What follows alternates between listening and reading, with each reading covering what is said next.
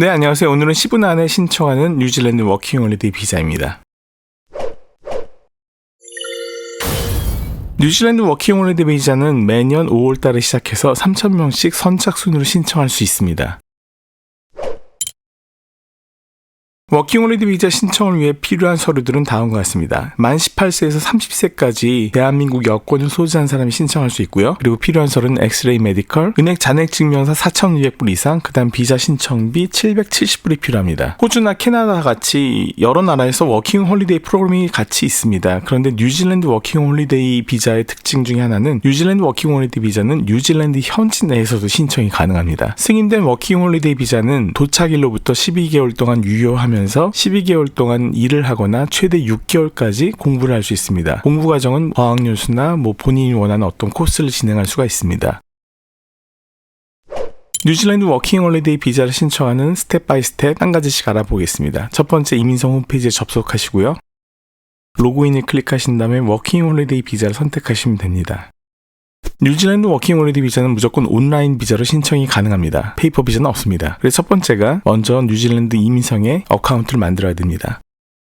가장 처음으로 여권상에 있는 영문 이름을 갖다가 last name, first name, 이메일, 그 다음에 파스워드, 그 다음 secret question이라고 본인이 선택하신 다음에 그 퀘션에 답하시고 등록을 하시면 됩니다. 등록을 하시면 다음과 같이 등록이 되었다고 확인 버튼이 나오고요. 그리고 나서 이메일 확인하시면 다음과 같이 등록 확인 이메일이 옵니다. 이제 등록 과정에서 만들어둔 로그인 아이디랑 암호로 접속을 하시면요. 다음과 같이 워킹 홀리데이 신청할 수 있는 온라인 폼이 나옵니다. 네, 여기서 사우스 코리아, 한국을 선택하셔야 되고요. 지금 표에서 보시면 오픈으로 되어 있습니다. 네, 아직 선착순 마감이 안 됐다는 뜻이고요. 클로즈가 되어 있으면 이미 매년 3,000명 선착순이 마감이 됐다는 것을 얘기합니다. 어플라이 나우를 신청하시고요. 먼저 개인의 기본 정보를 입력하시고 아이디 관련된, 즉 여권 관련된 정보 입력하시고 아큐페이션 디테일, 그러니까 본인의 직업과 관련된 내용들 입력하시면 됩니다. 자, 이제 하나씩 스텝 바이 스텝으로 입력해 보겠습니다. 처음에 보시면 이름은 이미 입력이 되어 있는 걸 확인할 수 있습니다. 네, 처음에 등록하실 때 넣었던 정보가 바로 여기에 자동으로 입력이 됩니다. 그리고 나서 성별을 입력하시고 본인의 생년월일, 그 다음에 출생 지역, 네, 국가죠. 그 다음에 주소 입력하시고, 그 다음에 전화번호 입력하시고, 이메일 주소 입력하시고, 네, 여기서 중요한 것이 커뮤니케이션 관련된 내용인데, 지금 여러분은 혼자 신청하시기 때문에 이민 어드바이저를 갖다 통해서 신청하지 않는다. 예, 노를 클릭하시면 되고요. 그 다음에 커뮤니케이션 메소드는 이메일로 선택하시는 게 편하고요, 당연히. 그 다음에 비자 카드, 마스카드 있다고 선택하셔야 됩니다. 그 다음에 세이브를 누르시면 됩니다. 네, 다음과 같이 개인정보 입력이 끝나면은, 그 다음에 아이덴티케이션, 여권 정보죠. 네, 입력하시면 되고요. 여권 만기일까지 다 입력하시고요. 그 다음에 내셔널 아이디라는 게 있는데, 여기 출생증명서인데, 한국인 별로 그런 서류가 없는 것 같지만, 기본증명서라는 게 있습니다. 네, 그래서 본인 생년을 적으시면 됩니다. 그리고 세이브 하시고요. 네, 다음 정보는 이제 아큐페이션 디테일. 그래서 이제 인더스트리랑 그다음 아큐페이션, 직업이죠. 본인에게 해당하는 직업군을 선택하시고 직장을 선택하시면 됩니다. 근데 여기서 대학생이라고 하시면은 해당 인더스트리는 not state로 적으시면 되고요. 그다음 아큐페이션은 스튜던트, 네, 학생으로 적으시면 되겠죠. 네, 역시 세이브 하시고요. 네, 그 다음 정보는 이제 그 건강 관련된 질문입니다. 네, 대부분의 질문은 다 노를 선택하시면 되는데 자세히 읽어보시고 본인에 해당하는 것이 있는지 확인하셔야 됩니다. 만약에 사실된 정보를 적지 못했을 경우에는 비자가 기각될 수 있기 때문이죠. 네, 물론 여기서 그 질문하는 내용들에서 예스가 나오면 사실상 비자는 신청이 불가능합니다. 꼭 불가능하지는 않을 수도 있지만, 네, 비자는 상당히 어려워지는 거죠. 그리고 마지막 질문은 예스를 꼭 선택하셔야 됩니다. 내용이 뭐냐면은 최근 5년 동안 3개월 이상 결핵 위험 지역에 있었냐라는 내용인데, 한국이 안타깝게도 아직까지 결핵 위험국에 속합니다. 그래서 이 질문은 반드시 예스를 클릭하셔야 됩니다. 그리고 이 의미는 반드시 엑스레이 서티피케이션, 즉 엑스레이 검사를 하셔야 된다는 얘기가 됩니다. 세이브를 누르시고 다음으로 넘어가시면 됩니다. 네, 그 다음에 캐릭터라는 건데, 이거는 경찰 신원조회 관련된 질문입니다. 네, 보시면은 잘 확인하셔야 되는데 대부분 다 노를 선택하시면 될 겁니다. 특별하게 여기서 예스가 만약에 선택되어야 되는 분들은 본인 혼자 하지 마세요. 신청 불가능합니다. 어떤 이유가 있건 사유가 있건 그걸 정확하게 설명할 수가 있어야지만이 워킹홀리데이 비자라도 승인이 가능합니다. 근데 만약 캐릭터 관련된 질문에서, 즉 경찰 신원조회 관련된 질문에서 어떤 추가적인 설명이 필요한 케이스의 경우에는 본인 혼자 선택해서 신청 신청하기가 거의 불가능하다고 생각하시면 됩니다. 특별히 다른 나라에서 추방된 적이 있는지 아니면 입국 거절이 된 적이 있는지 이런 질문들은 매우 민감한 질문들이거든요. 특별히 호주나 캐나다, 미국 같은 나라에서 이런 관련된 기록들이 있는 경우에는 뉴질랜드 역시 관련 자료를 갖다 동일하게 같이 검색할 수가 있기 때문에 신청하신데 정말 주의를 기울이셔야 됩니다. 그냥 본인 혼자 할 수 있는 그런 수준은 이미 넘어갔다고 저는 생각이 됩니다. 네, 경찰 신원조회 관련된 질문을 다 답하시고 세이브를 누르시면 됩니다.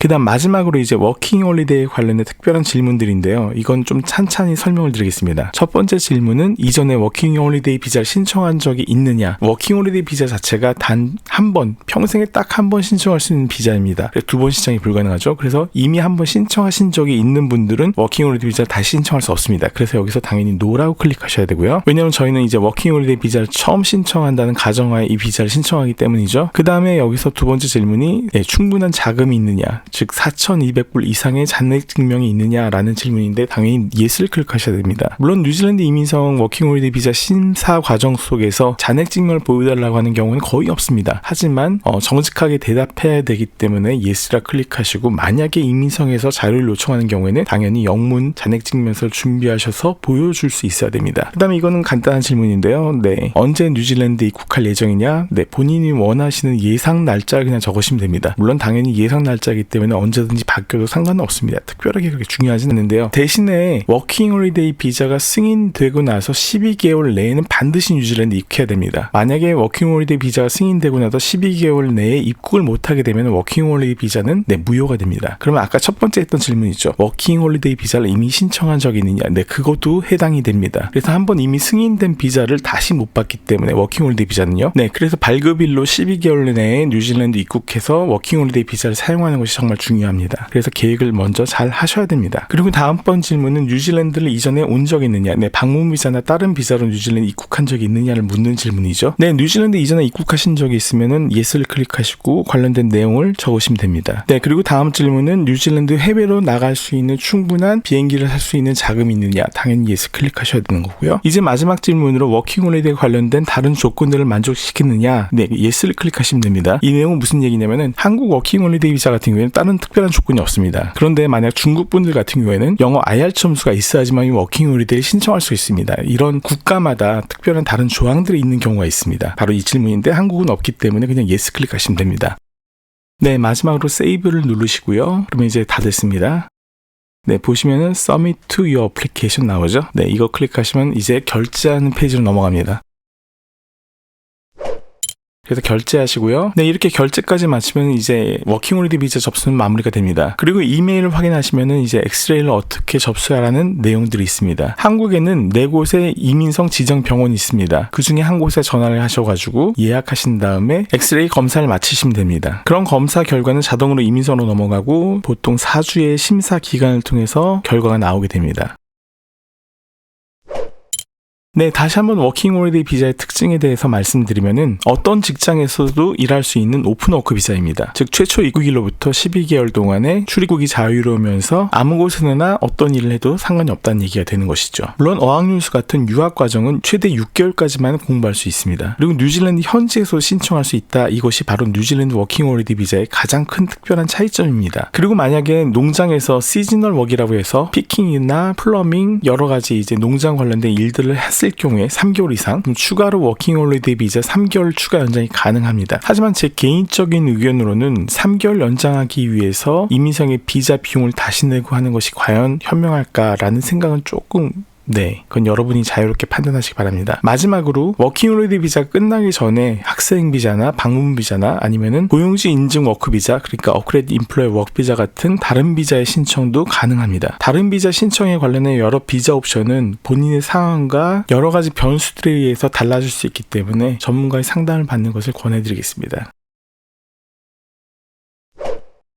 여러분 모두 2025년에는 좋은 결과가 있길 바랍니다. 개별적인 질문이 있으시거나 문의사항이 있는 경우에는 아래 이메일로 연락 주시기 바랍니다. 감사합니다. 안녕히 계세요.